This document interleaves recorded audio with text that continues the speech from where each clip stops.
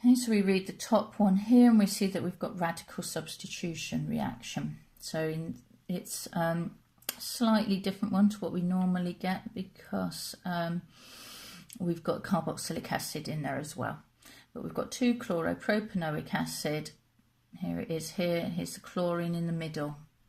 It can be made by reacting propanoic with chlorine in a radical substitution. So we know our conditions are ultraviolet.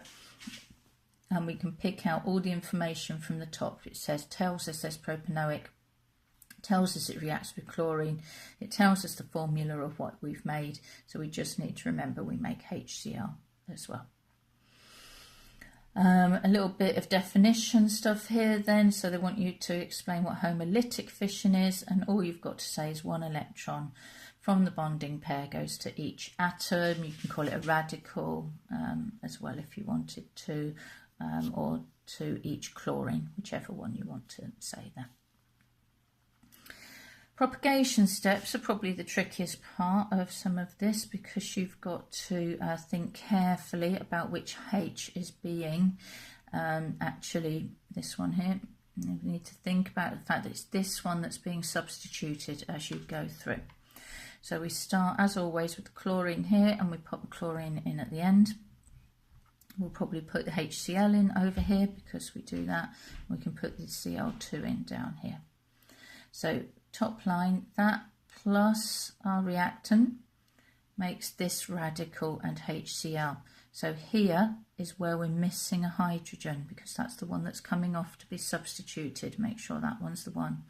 The dot can go anywhere you like. You can pop it over here if you prefer to just emphasize to yourself where it is. Doesn't matter, they don't mind where so long as it's there. So you pick up that structure again, you react it with the chlorine, which splits and puts 1 chlorine on here and 1 chlorine comes off at the end over there. So they then want you to clarify what that radical up here actually looks like. So it does look like this. This is the one that was being replaced. So this is the one that's got the dot on it here, the carbon that has the dot on it just here. And then we go into the idea that you might not just substitute that one, you can have further substitution.